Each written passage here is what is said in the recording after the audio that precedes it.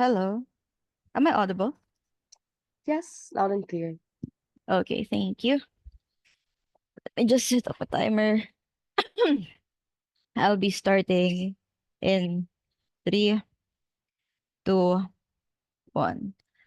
I will begin the speech by first defining what these creative professionals look like. First off, the keyword here that we would like to focus on is professionals. It means that they use art as a form of business or part of their professional career. The word used is not artist, so it is not fiat for opposition to say that these are the people who do it primarily for passion, originality, or the sake of art itself. So who are the people who are likely to use it for money? What does this look like? This looks like probably marketing people, the people who produce outputs for brands and companies. This also look like freelance writers who sell scripts or whatsoever in order for them to gain money. Also graphic creators and game developers. So what are the interests of these creative professionals? Their interest is to gain profit and to keep up with trends in the industry. It's also to be able to keep up with the work demand. So what is their incentive? It is to have less work for them, but also gain more money for them. Do what's easier, but also gain more profit in order to sustain their lives because this is their work in the very first place. So the question that we have to answer here is what changed now and what does AI look like in the world today? The first to note is that AI is only getting better and better. Empirically speaking, it's getting harder and harder to distinguish between man-made and machine-made outputs. Think of this that video with the white puppies playing. That is the quality of the AI generation today when it's not being used for Mandela effects or other memes.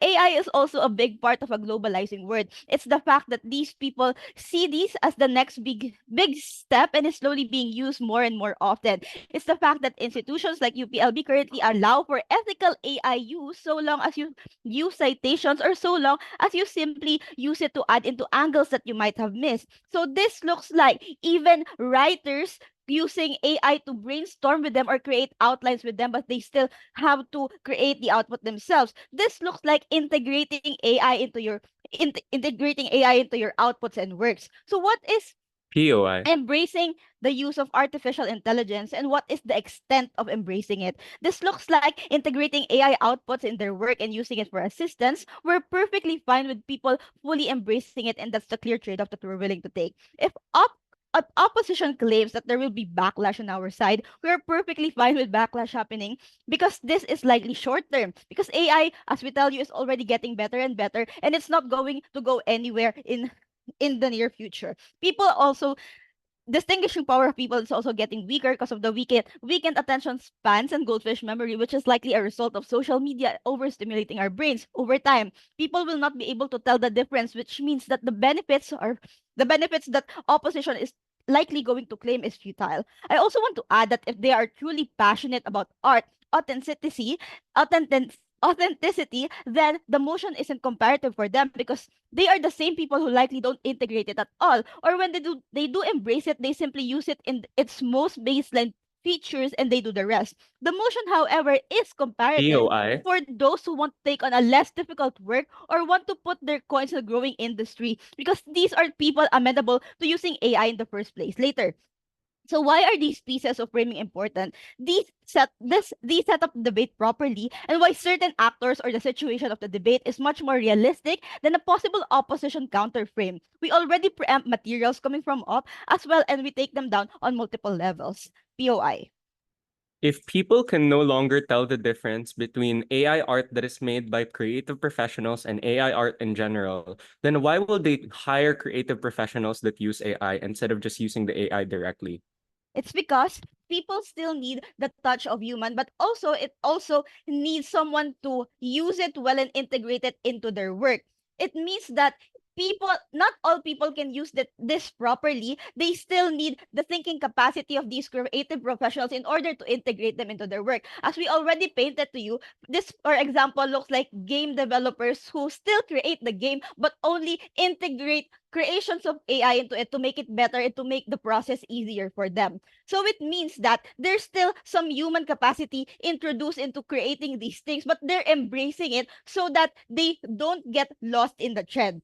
So now, we tell you that creative professionals benefit in embracing it both in short term and long term. Because on the short term, there will be less stress and work for them. Because we tell you that the actor is a worker who works in the art department. They generate output. They need to do their work efficiently so that you get better pay. So we can't deny it. AI makes things easier. You generate images or clips that can be attached to photos or videos just by typing words. You also can create an outline for a paper or an essay and brainstorm with ChatGPT when you're having a writer's block or whatsoever. When you're a working professional, the industry requires you to produce output. So you now have the incentive to one, produce many or what is required by your client or boss. You also can't be late because every second matters when you are an employee or a freelancer. So likely, you don't want to do more work than necessary because in the workforce, you just simply do what is required of you as long as you get money. As an employee, you do what's easy, efficient, but still effective. And as a freelancer, you make your life easier with assistance, but still put in the effort to separate yourself from others so that you will still get hired by clients. On the converse, panel, AI use will still exist in both worlds. On government, you ride the trend and keep up. On oppositions, your competitors and peers will be using it, but you aren't. And this will harm the actor on their side worst. When it comes to keeping up with times, and not to mention having more opportunities, opposition loses. The tieback here is that when you work, you likely don't want to exert too much of your time and your effort when doing things. Work is just a part of your life, and you have to be efficient in doing it.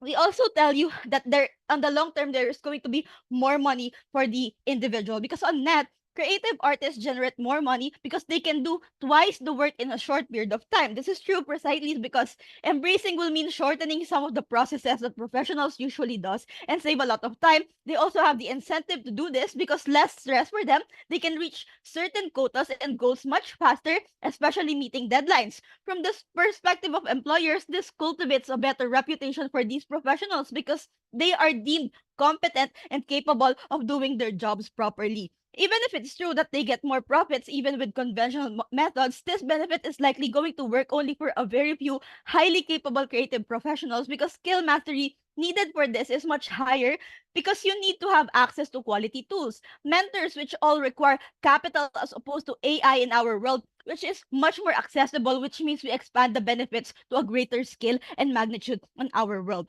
On our world, we better protect the actor because this actor is a working individual who has to sustain himself in a struggling society, in a struggling world. So the priority of this actor is to gain profit and have less stress for himself in order to sustain his livelihood. So we tell you that in terms of short-term and long-term benefits, government is already winning this debate. Thank you so much, Prime Minister. Just a reminder, I stopped taking notes at 7:15, so please be mindful of your time. Let's have Leader of Opposition.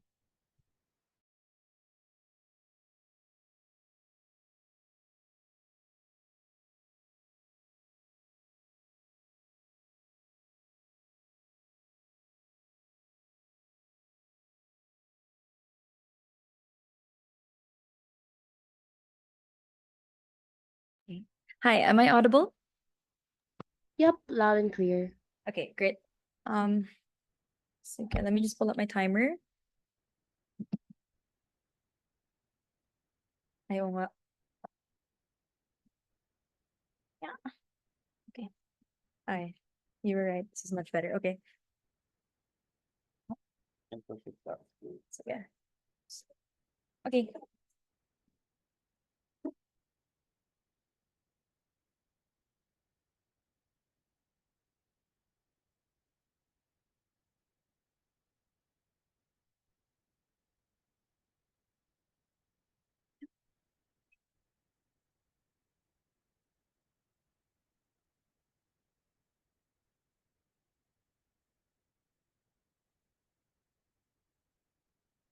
The problem with government is that they believe that embracing AI is something that will only happen within the confines of this person choosing to do some kind of art and therefore the rest of the world not knowing. But what we would suggest is embracing the use of AI does not just mean that you will use it. It oftentimes means that artists will one, have to acknowledge that they do it, but two, and more importantly, means that you undo a lot of these strong narratives currently and attempts to make sure that people are aware of the issues of AI, because it is only through active opposition that you were able to do it. So inherently, by the words of the motion, by embracing this, not only do you use it, but you are also leading to things such as no longer having the messaging or the large coalitions that allow you to oppose the use of AI, that allow you to oppose, for example, the improvement of AI. Because if it is true that creative professionals can benefit from this would only be the small minority of people who have like very consistent pay and probably might have the ability to overshadow larger voices. So I want to therefore ask, who really are creative professionals? And we would like to point out it's not just the people who want money, as Gov says. Because if they did, these people who wanted money would have become investment backers, would have become corporate slaves, or would have just turned to far more stable jobs. So why then are creative professionals likely to be individuals who are incredibly passionate? One, it's just like it's not always stable and you have lean and heavy months, which means that you sometimes only have one commission for the month, sometimes you have none. And that means you oftentimes have to take in other side jobs like becoming a barista or a bartender for you to be able to put money on the food on the table. But second, you have to spend years honing your craft just to beat out many other people who are, POI preference through chat, many other people who are just generally trying to also get these opportunities. And what this therefore suggests is for you to be part of the creative professional community or to opt into that life, you have to care very deeply about that craft in comparison to any other job, which is why it is unlikely to be the case that it's just people who want money. The stance here is simple. We support active opposition, things like information campaigns about why it's bad, class action lawsuits, not using AI, and proving why we are better. They can see that there is currently strong backlash against AI, and that is the world in which people do not embrace it. So we would suggest that means that our comparative is something that is extremely reasonable. First argument, all responses are going to be integrated. Why embracing the use of AI disempowers creative professionals? So what problems do artists currently face with AI? One, it is the way that AI creates necessitates stealing their work and using it as a way, as a data set to be able to create their own works, which means that oftentimes you yourself as an artist or creative professionals become the source for AI to become better. But second, you see that not as many people around you get more commissions, etc., which means that currently people feel large feelings of existential dread. Why does corporate behavior therefore become worse when you embrace AI? And note that it is oftentimes corporations or people on top who are adjacent to corporations who tend to decide whether or not you have opportunities for creative professionals to begin with. One, they can develop AI at a much faster rate. So maybe right now you need the touch of a human, but over time this becomes less and less important as corporations do not receive further backlash for investing in it, which means they can spend on larger and larger data sets, which means the point in which artists use AI to make it better and use that input, they can now use what you input as part of a data set to therefore create something and like automate you out. In comparison to our world, where one, you were just able to have large class action lawsuits and very large swaths of opposition, which make them far less willing to do this or are willing to do this at a slower rate simply because there's far larger swaths of backlash, things like boycotts, etc., which would discourage them. The second thing is they can justify paying you less. So, for example, if you see a lot of Philippine travel companies using AI, they can slowly but surely offload some and then more work to this AI model because they're able to just take your works as you use it and then use that to improve on it as well, which means that if they believe and they know that you are relying on AI because that becomes a trend, because if you are using AI, you can see it over time, or because it becomes more and more normalized in a world in which you do not oppose it, it then means that they believe that your work is easy and therefore it's easy and can be done in the click of a button, and therefore is far less likely to value your time and your effort because they do not believe you put in that effort, which is honestly a very prevailing issue currently today. They just make it worse. The third thing is you actively give them the data set that will be used to replace you, which means it's a self-fulfilling prophecy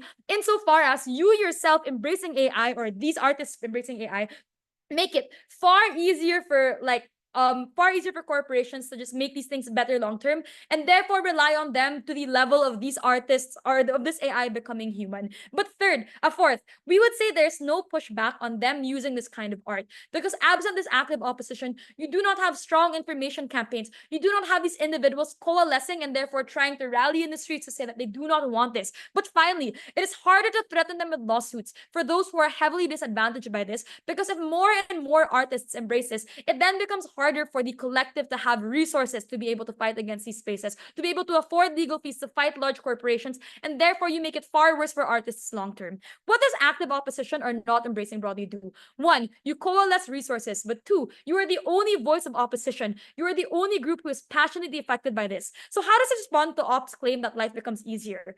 Their case relies on the idea that these artists still get hired, which is unlikely to happen insofar as one, the outputs are mostly the same between the two as they say, but two, corporations no longer get backlash or have to pay hefty legal fees because the only active opposition is embracing it. The impacts are simple. One, your IP issues run unchecked, so long term you can still have your artwork stolen without any real jurisprudence to defend you. But second, even if creative professionals still exist, you taper the amount of opportunities available. I'll take that POI.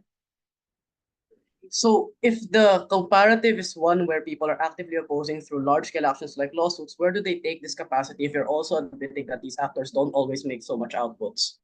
Yeah, well, the difference is that you can coalesce it. In either world, it will be bad. In your best case, by the way. But in our world, you can rely on more and more people, so the individual contribution is not as big. In your world, you have larger individual contributions to do these things, while also tapering down the amount of money you earn and the amount of opportunities that are available because corporations can improve on this AI and the point in which you embrace it. Second argument then, why is this worse for the perception of artists? And know that there are prevailing narratives that art and creative professions are useless. And I think that's just broadly really bad for them because that's why you have very, very bad conditions for them labor-wise already. Why does active opposition combat these perceptions? One, it's in these strategies that they use. Information campaigns, discourse, and forums about it that all sees when you embrace it. Two, there is strong emphasis on how different AI and human art is. But three, class action lawsuits that can validate these claims are far better in just making sure that these people are seen as valid. What do they therefore do? One, the distinction between what your art and what AI art can do disappears, which means that it is unclear why people are therefore going to respect your work.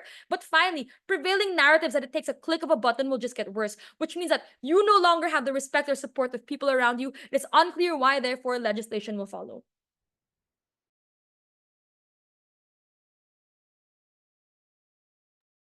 Thank you so much, Leader of Opposition. Let's move on to Deputy Prime Minister. Okay. I'm setting up a timer. POI is through voice, by the way.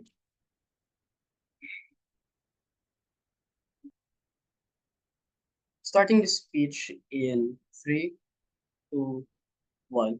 Ops case heavily relies on collective action. If I can prove that collective action isn't the most important comparative or is the least efficient in doing things like embracing things in a globalized world, we should win on two standards. The first is because a lot of the benefits we provide for creative professionals are usually a lot more proximate. So the fact that they're in these industries and the fact that they already know about the effects and sorts of harms of AI already also imply that they are consenting to these sorts of things and also already imply that they are also willing to use it in a way that doesn't compromise their work to the extent where they would get fired or laid off.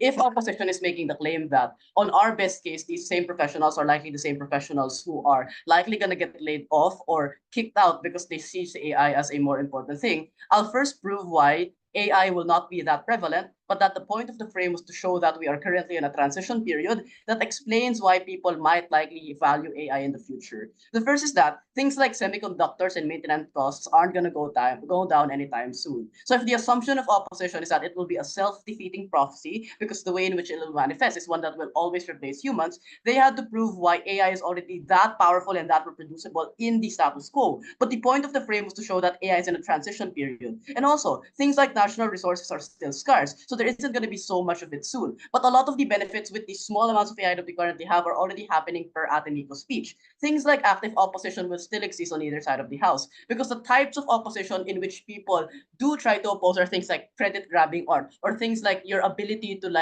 not make genuine forms of art. But with creative professionals, there are also going to be things like trained eyes. So trying to integrate AI to the extent where it will compromise them is also unlikely because things like professionals would also filter through them and explain that, oh, if if you're just going to do this, then we are likely to lay you off. So the incentive for our side to make more holistic works with human intervention is probably a lot more likely, because these same professionals also don't want to compromise their work per their analysis of why people likely will get laid off. The second is that AI also tends to be one-dimensional. So even if it's true that AI is very efficient, human flexibility is also quite important, which means that these same people who they explain will always get laid off will not always get laid off, because they expect things like industry shifts or workshops where you need different people for different jobs. So you still need to do things like skills transfer to account for these sorts of harms. And you can only do that with a more flexible capacity of humanity, because AI will not always be able to cover for that sense. What do all of these responses prove against their first argument? It proves that AI is not that dominant, but there is still a lot of use for humans.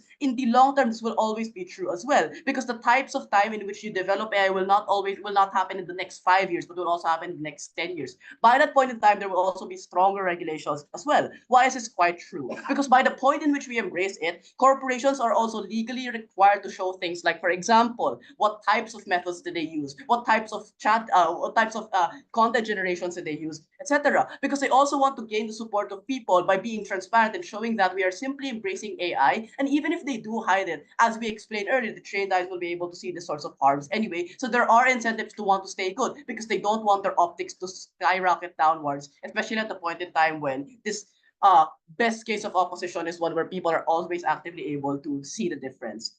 What the second thing I want to do then is just explain why strong information campaigns are ineffective, because this is the last benefit that they have before I proceed to an extension. The first is that lawsuits are always won by people who have more money. So if the coalescing benefit from opposition is one where a lot of artists coalesce and people oppose the ability of AI, they first had to prove why AI was that much of a harm to begin with. But as we explained, a lot of people are already using and integrating AI for a lot of their works. So they are more open to admitting that I do use AI now, etc. And the only people who likely aren't embracing AI are the radicals who are like, I don't want to use AI, bro. That is not real, that shit's fake, etc. And the reason why that's quite important is because it shows that there are always just a very minute amount of people in opposition who are willing to coalesce. So your capacity to do things like take down corporations or make them do changes will often always likely result in the larger commissions or the larger corporations still winning in the first place. And the reason this is quite damning is because a lot of the political will, therefore, that exists in opposition is one that is likely null, because the extent to which you are able to make solvency always results in you being silenced. And the reason this is quite important is because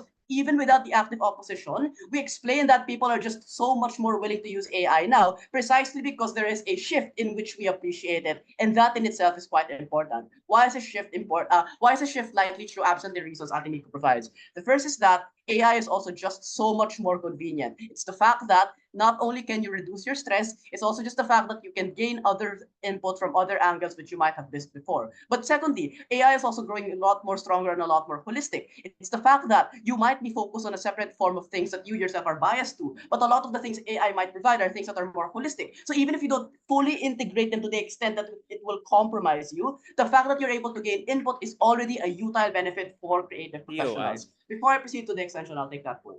So this still falls into the same problem. A lot of people direct what creative professionals can do. They often don't decide what they are going to do. What AI does is do the grunt work that was supposed to be done by artists who would have been paid in the comparative. Then I'll just weigh this on priority. If the types of payments that you will have are ones that are always funneled towards AI, the problem you need to solve is to explain why AI is currently that accessible. But what we prove is that there is currently a lot of need for human intervention, which is why it's quite important. But secondly, assuming that human intervention wasn't important in the first place, it's just the fact that you have better ability on government to do things like regulation and to embrace the sorts of things that AI currently stands for, because those are the sorts of things that allow people to draw lines between how much AI is considered AI use and how much human use is considered human work, right? So those are the sorts of things that make it possible for governments to get for artists to get more paid. And I want to flip this as well. It's the fact that, and this is the extension, they can just make more outputs in shorter periods of time. If it wasn't already clear from ADMU that you can expedite the process and therefore you have less stress and more pay, what I prove is simply that you hasten the process. Why is this quite true? Firstly, if you're already admitting that AI is currently getting stronger and stronger, it's the fact that it also means you can get greater and greater input. If you're already an artist who is quite passionate but also needs to make a living, then the weighing is on the priority. Will you really prioritize your passion to the extent that it compromises things like your daily meals, or the fact that you won't always get commissions that might take longer and longer times because not everyone asks for it? The simple process of AI being there for you also simply allows for you to expedite the process in which you create commissions. Also expedites the process in which you're able to make artworks that might be appealing to people because they still see the skill that goes into it, the funneling that goes into it. AI is a good tool so long as you don't let it control you, because you will still be the same person who controls it on the comparative as per their passion, as opposition explains. What this proves on weighing is two things. The first is just proportionality of impact. On our side, things like less stress and more cost-benefit analysis is simply more proportional and more utile, because now these same people can counteract the cost of economic harms, which opposition explains. But secondly, is just terms of vulnerability. The fact that we make people more and more viable to less economic shocks is also the same reason why creative professionals simply want this in their interest. For these reasons and more, it's a clear golf win. Thank you so much, Deputy Prime Minister. Let's call on Deputy Leader of Opposition.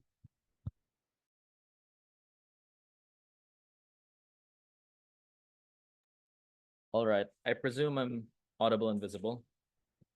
Yes. Yep. Audible and visible. All right. Just PY me in the chat. I'll take you like obviously before 6. But if I don't, just turn on voice at 6 because I might forget.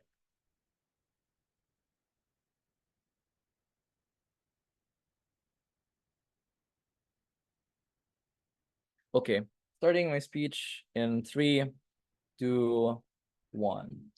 The first thing I'll do is respond extraneously to the government case, because I think it's largely been not only assertive, but also incredibly uncharitable to the real world. The first thing they say is that AI, from the reframe from DPM, won't be as prevalent, therefore corporations won't demand that it doesn't shift behaviors in the industry. The first thing is just they can see this from DPM also, that it enhances the work that you do, grunt work or other creative work that you do, which means that if corporations see that it can enhance that particular work, they will obviously demand it. They will also expect it from you. This means that the shift that we explain happens will happen. But secondly, even if you don't want to use it and you could potentially not use it, they also give a bunch of reasons for the people not using it also being significantly worse off if they don't choose to, because they get less efficient, I guess, or that the perception is they aren't as good of a hire, therefore companies won't outsource to you. So this does affect people. The conclusion of this is that there is some degree of shift. The second thing they try to do in order to outframe the sort of problems that AI brings is to say that regulation will happen and that semiconductor costs aren't that bad, so it won't massively be adopted like overall within the world. The first thing I want to note is that regulation happens when there is a moral discomfort with something. And that moral discomfort, guess what, is headed mainly also in society by artists. Artists who weaponize this against the AI developers and say, you shouldn't develop AI early or as much, like the moratorium that exists in the US and supported by a lot of prominent creatives. And for example, like the Writers Guild of America, often this happens because there's a moral discomfort and they can use this to say, everyone should care about this because this outsources my job. This makes it so that I can pay my mortgage and feed my family, for example. So one, they cannot fiat regulation. Regulation happens better under our side of the house. Regulation on the comparative on their side significantly loses its moral anchor for people to care about it. If artists then sign off and say, it's okay, I will sign myself off to the AI or overlords. But secondly, if it's not about that and you assume regulation exists on either side, the difference is who does the regulation favor? On their side of the house, regulation probably isn't regulation for like the baseline models that people use, not the creative models, not the advanced models that will still exist and be benefit like the most rich on their side of the house, but their side still undercuts the basic level people that might use basic level AI. So at minimum, regulation is ineffective. They cannot fiat this. They have to explain why it's likely on their side of the house. The last thing I want to do is just bring back the argument on fulfillment. They cannot say people are just money hungry. These people, if they were indeed money hungry, would go to other things, such as going into law or going into, I don't know, be a financial advisor advisor or consultant or whatever. But even if not, it's the perceptions and the way in which they were brought up as a creative. The fact that they were told that they can do some good and like make good things and creative outputs, and this eventually dies inside in them, and their soul is sucked away because their every single move is motivated by and enhanced by AI. It's the fact that you eventually think that this is going to be the trend, and a lot of the soul in your art is gone. This is not an unimportant argument. This is the soul of debating, and you have to care about this insofar as nothing else is important, as important as the end goal in life for many people. This is utility that exists at the end of their lives in the way in which they evaluate their lives. The extension I have is very simple. Their case says it's very financially good for you to do this. My extension is this. This is financially terrible for the entire industry when it is embraced. Because this is the framing for this. One, when this happens, it becomes a norm for majority of the people in the industry to use AI art. It's not just them. It's also corporations. It's also society. And they more or less concede that it's okay to use this. Secondly, we say that even if it's maybe good for their side of the house in the short term, it is terrible in the long term, and I'll structurally prove it using economics. There are 4 reasons for this. Firstly, market saturation and price erosion. When creative professionals embrace this en masse, it becomes a norm for you to use it. They concede from first and second that massive amounts of creative content very quickly is created. Even in grunt work, it massively, enhances editing, enhances draft process or revisions, so they can pump out as many output as possible as they can do it, or get scales up more over time. But this is a crucial nuance. They have not proven demand also scales for this work. Demand likely stays the same because they have not proven it, and it's far too late from WIP to say demand will increase from corporations or consumers to get more of this AI art or more creative works. This creates naturally oversupply, and the perception that there is oversupply drives down the prices for art and drives down the capacity for people to negotiate better work. This already happens in status quo, where commission artists on DeviantArt also get their work en masse valued less because the perception is that some AI art already exists, so the art isn't that special. Secondly, you have lower leverage for negotiation. Corporations can hold this against you, that they can just say they can make AI work themselves over time. They can say that your work isn't as valuable because you've used AI in the process of it, and that they can somehow outsource this over time. It doesn't even matter if you use it yourself. Their employer can say someone else embraces it, and they could potentially replace you in that job, which is why you're willing to settle for less in terms of hiring or contracts. Third reason, it intensifies barriers for entry. This is crucial. It requires often personal investment and funds in AI that's expensive. Ken literally concedes this when expensive semiconductors exist to support efficient models like Midjourney or ChatGPT 5 in the future. This means that the initial entry cost into the industry for the poorest professionals is far, far higher, especially if you want to compete in efficiency or you want to compete in these corporate spaces. But 4, it creates a race to the top in technology. The people that will buy AI art, as they say, the corporations, want the art from the most advanced AIs or the best AIs or the ones that can produce the fastest. This means that people in Western countries get privileged, and people in less privileged countries or less privileged communities that don't have insiders into these AI don't get the benefits of efficiency as much comparatively on their side. I'll take TPY. So none of these reasons are even comparative, because on either side there will be some opposition for it. At least on our side, on short term, we make it easier for people to embrace it. Hold on, it's far too late for you to prove reasons for why there will be an increased demand on your side. I'll explain the comparative. Second part here. Why is not embracing AI better on the comparative? Firstly, artists, as they do now in many spaces, can collectivize morally against AI art, which keeps their leverage against corporations. Corporations will care when AI artists nowadays in status quo under our side say that this is immoral and that it's not as good as their art. This means that the consumer sentiment of people on the ground will say, well, I don't want to support AI artists. So therefore, this affects corporation behavior. It affects their stock prices and affects consumer sentiment. That is why they will not lay off people on our side of the house, and they can't do this, like the moratorium in the US. But secondly, we prevent consumer preferences shifting to AI art, which is very, very good. It retains popular support for traditional artists. How is this debate winning? Firstly, it assumes their best case. Even in the short term, if they get benefits, structurally, most people in the industry are screwed over time. People get paid less, they get paid less frequently, jobs are cut when they outsource to AI, it cuts into their own profits. You should care about the long term because their case is only one point in time. The short term, it's limited utility. Our side is future utility, and it's infinite. Secondly, we win on the most vulnerable. This is the second weighing metric. Maybe it benefits the people from the West or the most expensive AI developers. But for people who cannot afford this or cannot opt into it, they are put out of a job. Traditional artists, IPs, or other people in that society are screwed over by their side. That is very, very bad. Propose. Thank you so much, Deputy Leader of Opposition. Let's move on to Government Whip.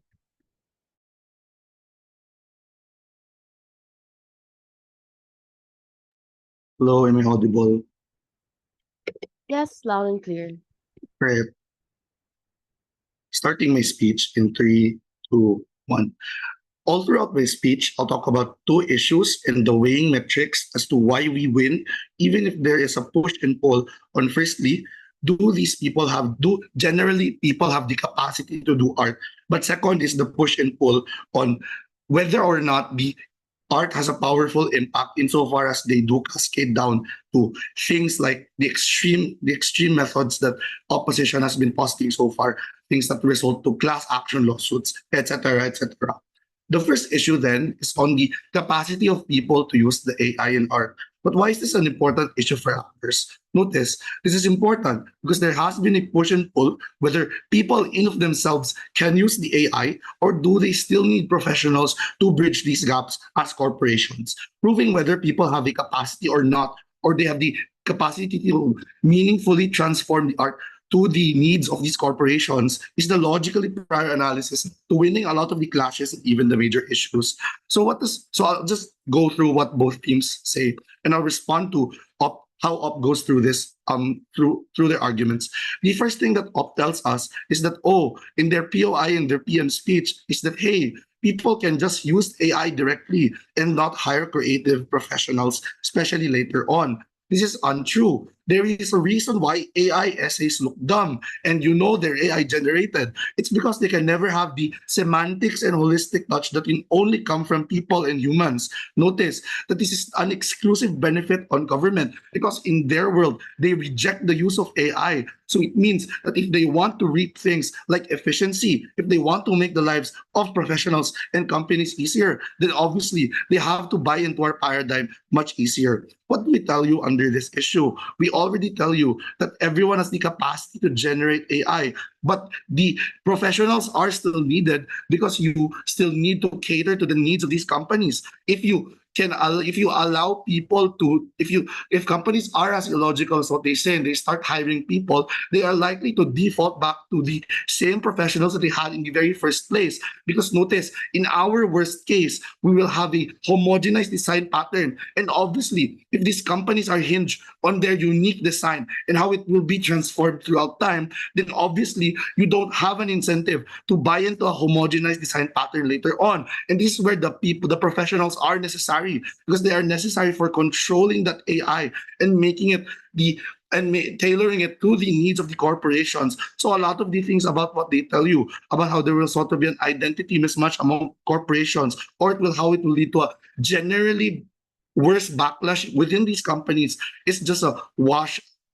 It's just a wash. Even I don't think that even their whip can prove a lot of these things later on. So what do we prove under this issue? First, we prove why people will generally have the capacity to produce art through AI, but how all people cannot meaningfully transform AI for the needs of corporations, which are often specialized and do not possess like foresight and creative thinking for things like color schemes, consistency with branding. And this is how we tie it back to this necessity of having professionals do it with AI in the first place. The second issue then is just on empowering and protecting professionals. But why is this issue important? I think it's clear that the question shifted from do people have the capacity to produce art meaningfully for these companies to how do we protect the most vulnerable actors in the debate? So let's go through what Op says about this. First, LO says that the use of AI will force companies to replace professionals in the future because of how you can automate with the use of AI and how you wash other checks and balances for AI. First, LO cannot say that we wash a lot of the mechanisms for accountability against AI because notice, the embrace is not necessarily a rapid process. And a lot of these harms on opposition and pushes are reliant on things being rapidly adopted because that is the most logical way on how governments or companies will be punitive against these other smaller actors that do produce art by themselves. This is because in our world, we create the space necessary to better AI and listen to all stakeholders. And this is how we engage with opposition on their worst case. So even if the next logical step for companies is to automate AI. As I've told you earlier, they will not just bend over to the homogenization of the design, which means because the marketing will just not work. When marketing works at the point in time that you establish your own unique identity, you are still likely to default back to hiring these professionals at the end of the day. The next thing I'll do is to respond to the DPM extension on economics on how there will be an oversaturation of art and how it generally leads to oversupply and a devaluation of art in general. I've told you earlier that corporations act on their own unique identity, and this is how I elevate argument coming to you from ADMU, that there's no way that we'll just bend over homogenized designs and stylistics. This means that we'll still have an incentive to control the AI as the professional, but also because a lot of these designs are often copyrighted by these companies themselves. So it just doesn't mean that this can just be copied by anyone. So I have no idea how the oversaturation will unfold to its fullest extent. The case of DLO only assumes that the branding has a powerful impact insofar as it can negatively impact a lot of the other smaller, small-time creative brands. When I think that their audience is much different as opposed to these professionals when they are hired by big companies, and the smaller, small-time artists are two different ones. But before that, real quickly, SPOI. The only reason why corporations are hesitant to use AI art is that there is a moral narrative by the industry already that it is bad and you cannot replace us. That is dramatically lessened on your side of the house when some of them or even most of them embrace it. That's when they can outsource it and they can pay you less. This is literally unengaging. We've already told you in our framing how there is a logical pathway to society adopting art. You can't just say that they won't. Even if that's the case, that company will be fucking left out. You have to deal with that as well. Why do our arguments still stand? We tell you how lessening things like stress and profits are the tipping points in which we win. We already proved this in multiple levels, as well as the impacts in how it boosts productivity. So real quickly, what should we prioritize in the debate? Because let's gut check what is more logical and easier for the companies and professionals. Is it making the space more hostile? Or do you want to make the lives of professionals easier and allow them to do their thing? In opposition, in the best case, you might galvanize political support. But clearly, this comes at the cost of disenfranchising professionals. Because in cases where they are successful, you limit the professionals from doing what they do and navigating their way through their outputs, which means that even if there's competition, you are still likely to just limit the professionals to the most skilled professionals as opposed to making it accessible for these professionals in general. With that, we think we win. You have to side with women.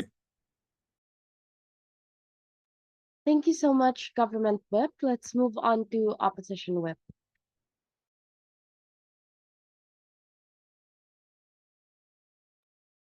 Hello, am I audible? Yep, loud and clear. I'll take POS through voice. Starting in good.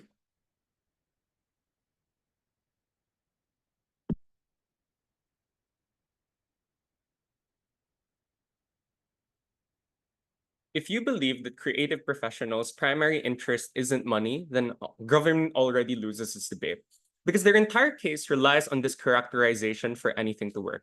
3 responses. First, it's about the opportunity cost, that when they were choosing their degree in college, they specifically chose art instead of anything else, like finance, like economics, that could have potentially made them more money, indicating that there was already an existing preference towards including and pursuing art in the first place. Second, it's about the types of people who would gravitate to art in the first place.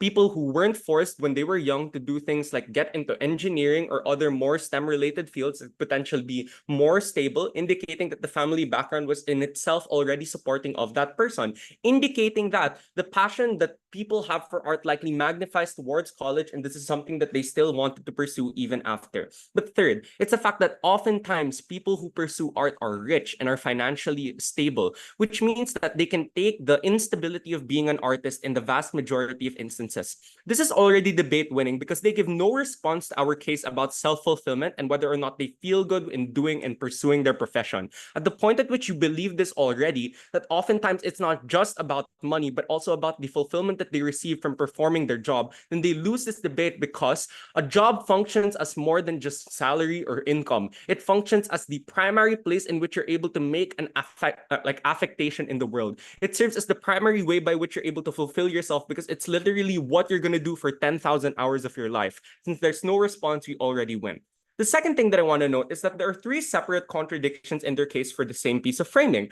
First, they say AI is amazing. At second, it's that no, AI is just an enhancer. By third, it's AI is stupid. First, if AI is stupid, then it's unclear to me how they get any of their benefits on AI use in the first place. Importantly, if it's just editing, then this also doesn't justify where they're going to be paid the same. If anything, they're still going to be paid less since it's just revisions on the same thing. But second, if AI is amazing, then it also can't be stupid at the same time. Their inability to standardize their framing is already indicative of their inability to prep this case earlier. I want to do a few things. First, I want to talk about work conditions. Second, I want to talk about creative professionals. And lastly, I want to talk about weighing on whether or not corporations will act in a certain way.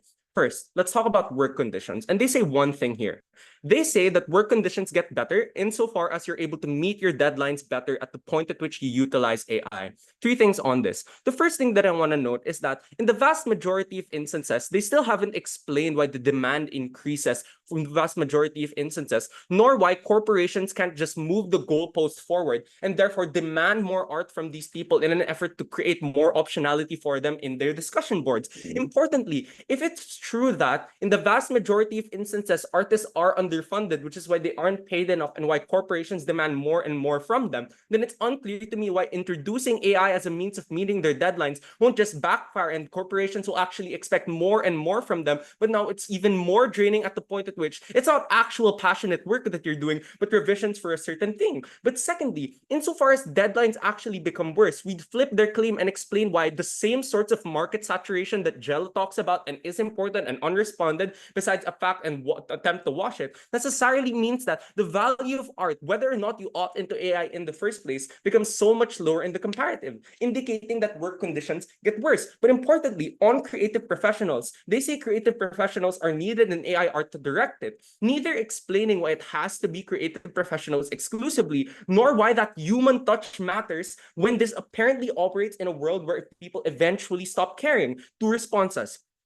First, the way AI works, as I pointed out in my POI, is that you input a word and AI does all of the grunt work. Importantly, this grunt work is what artists do. You pay them for their skill with the brush. You pay them for their skill in writing, and they're often given prompts for what to make by executives anyway. So the difference isn't what they're going to do, but rather who's going to do this grunt work that they are paid for. So the impacts we still stand. Then in status quo, the active opposition ensures this demand for artists and creative professionals in a way that opposition and government can't do. They ensure that you have jobs in the comparative. Their response was no, but AI art is stupid. At worst, this is just editing, which means that on your side, they'll still have lower pay. The next thing they say is, well, you're not going to be able to coalesce, and this moves on to the second response. They say that there's a logical way by which corporations and people tend to accept AI art. We say, no, they give no response nor structural mechanisms to prove why this is true. But we demonstrate, and this is the second thing, that if they say that people will eventually stop caring in the future, this presumes that people did care in status quo. They cared because artists were incredibly vocal about these things, because they saw artists as victims of the system and not users who were benefiting of it, indicating that people were coalescing in status quo, which is why you had the moratorium in the United States that ensured that artists will be fairly compensated for the work that they did within AI.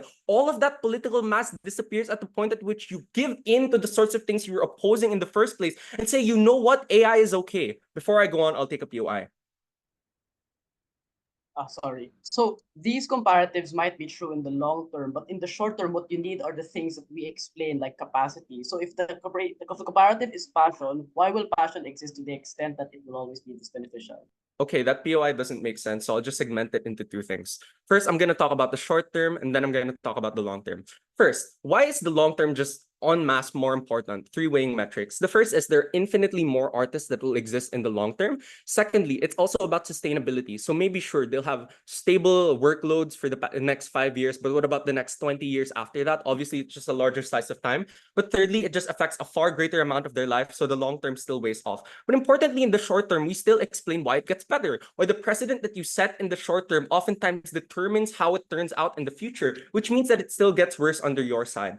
Which means that this is debate winning for a few reasons. First, we kill the vast majority of their case on money and simply explains why it's inefficient. But second, a lot of jealous material as to how artists will be paid dirt poor, or how the alternative of like entire corporations just turning to AI art in the first place are just far more likely comparatives. So it's either the case that they're employed by companies but are paid dirt poor wages that are lower than minimum wage, or it's the case that they don't have jobs entirely in the first place and are beholden to more predatory practices that don't think their art is important. The last thing, is it more likely that, there's a logical conclusion that people will tend towards like not caring about people art, or is it the case that they're going to care about it if you do continue this? And we'd say they concede to this. They say that there are incentives for people to want to do this insofar as art is indistinguishable from AI art. We'd say that for all of these reasons, there's no possible way that government can win this round.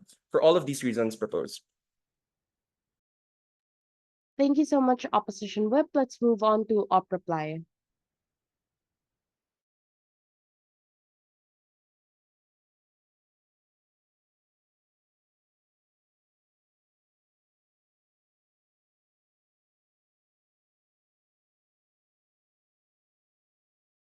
Okay, hi. I assume I'm still audible and visible. Where's my phone? Ay.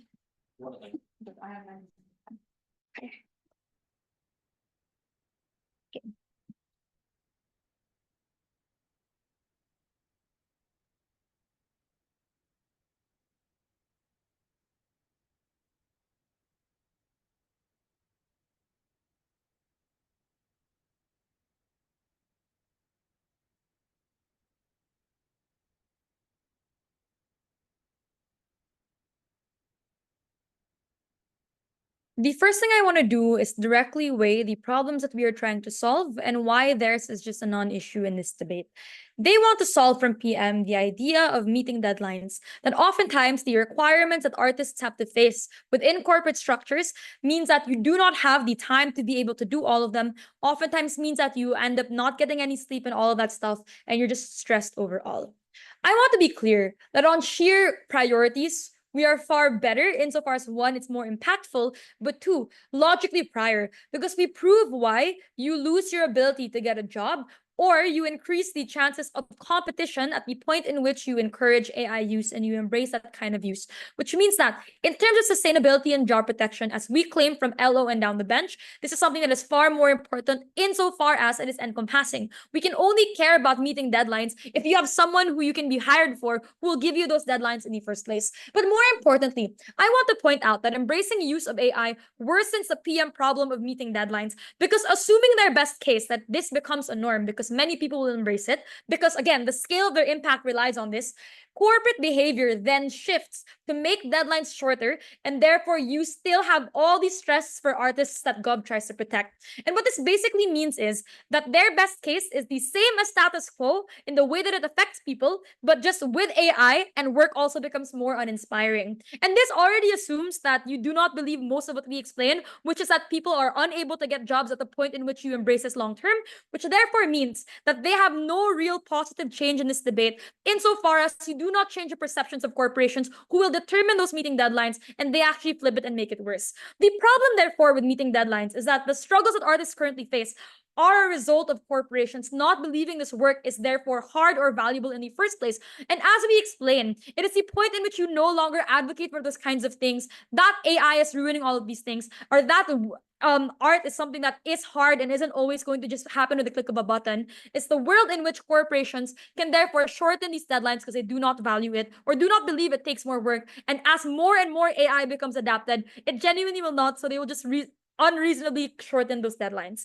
Second, I want to ask, will AI be good enough to replace humans? I want to note they're really flip-floppy with how they define AI. So by rules of debate, you just should only believe the PM, and like all the other stuff you cannot really credit in this debate. But let's deal with it. First, PM says it's good that it's hard to tell the difference between human and AI art because that's where you get the jump-off point to meet deadlines. And this precisely proves why you do not get job protection as a creative professional, because you can spam AI technology to make multiple outputs in a day versus having to wait for human artists to finish the job in a matter of days, which for them is already considered too short, which means that the harms of people losing their jobs is far likely in the PM comparative. Let's talk about DPM. They say that it's just an enhancer, and this is probably the most reasonable they will get in this characterization. But note that this doesn't actually deal with a clear case coming from us down the bench, which explains that maybe AI isn't there yet, but corporations have the capacity and larger incentive to scale up and invest in these, insofar as the only actor and the only community that has active opposition will no longer do it because they are embracing this technology, which means that you remove the incentives for corporations to scale back. So maybe it's true that AI is expensive now, but as we've seen through profit incentives, it becomes far cheaper long term because you don't have to wait for days for these deadlines to pass. You don't have to wait for days for artists to be ready, and you don't have to pay anyone to spam 100 different artworks in a day. Finally, then at WIP, they say that AI is so bad that essays look stupid. One, this snipes PM, by the way, who says you can't really tell the difference. But two, if we believe this, we just cannot believe it will be good enough to help people meet deadlines, so it then becomes more efficient to make it yourself. In which case, it just becomes additional framing to prove why creative professionals should not accept the use of this. What does this therefore mean for them? One, you cannot believe the large brunt of the case that comes down the bench insofar as it relies on shifting the definitions of what AI is and how it is going to be used, which means that it's unfair in the rules of the debate. But second, everything that we explain actually is prerequisite to their problems, and honestly, is far better in solving the problems that they try to pose in this debate. Thank you so much, opposition reply. Let's move on to gov reply. Hello. Starting in 3, 2, 1. Op does a sneaky case shift and pretends it didn't happen. And then they fault us by saying by debate technicalities we are all contradictory. But here's a clear clarification to prevent this misrep.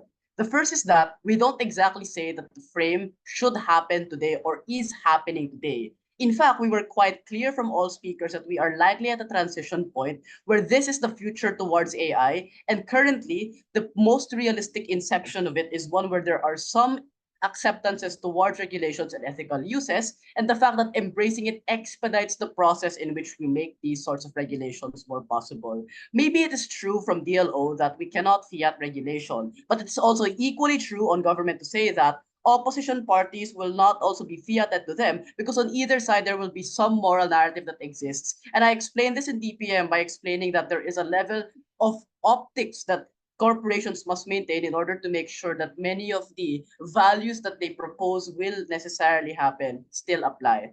I want to note that the prerequisite for anything passion is the ability for capacity. So before that, I want to do a little exclusivity check before I weigh the priorities. If government is saying that the long term is important, per OpWhip saying that the next 20 years are what makes the difference, and if it's true as well that they're saying that the next 5 years will be the determinant, I first want to explain why we are actually the real prerequisite to any form of capacity at all. The first is that the reason why people oppose is true, it's because of a moral narrative. But if you do a little intuition prompt here, the current society as it already exists is one, as we explained from the frame, that is one that already tries to embrace it or is one that already tries to maintain some level of ethicality from institutions like UPLB and what have you, which means that the likely outcome for this AI to be embraced is not one where people suddenly stop caring, but likely it was one where people have already reached some level of compromise because as we've seen in SQ, people have already compromised things to happen in that particular way. The second thing I want to explain by intuition is simply on scaling demand because they say there's no proof to this. We respond this quite well by saying that things like optics are necessary to maintain. But the fact that things like work shifts and the necessity for skills transfers are also things that you also need to do because these are the sorts of things that you need to complement AI with in order to make your brand significantly more appealing or what have you. The only response they do in order to scale down to this is to explain that the extent to which we change industries is very futile.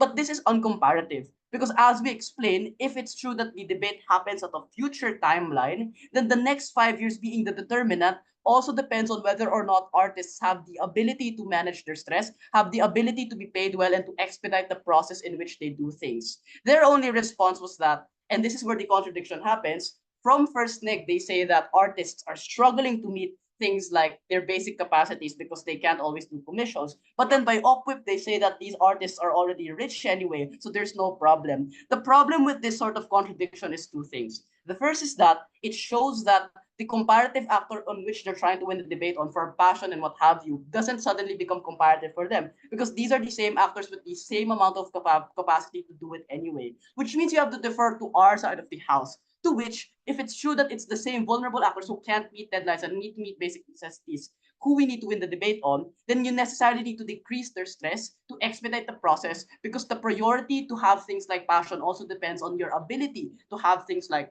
I don't know, less stress, more capacity, and in general, the ability to think clearly, which AI helps you do, by the way, and to this they concede. The second thing I want to weigh on priority, if that's the case, then is just the vulnerability. If they've already conceded that these actors are less vulnerable because they are likely rich, or because they are less vulnerable or they're more vulnerable because they are likely like unpassionate, the prerequisite line of analysis to proving why we just win is simple. At best, what opposition says is that people want art to be somewhat authentic. On our side, we just embrace less vulnerable people because on scale, we have more people who can find utility in using AI. And that utility is what's important for artists to scale up and meet more of the demands that might make them prone to economic shocks. If this is what Elo is saying, then by debate rules, we simply win on the characterization they first set up first thing. For these reasons and more, proud. Thank you so much, government reply. You may now cross the house. So no need to leave the breakout room. So just requesting my trainee Kroy to move to the Discord deliberations channel. Thank you. Thanks for the Ross, thank you debate. for the debate. Hello, guys. Ross. Thank you.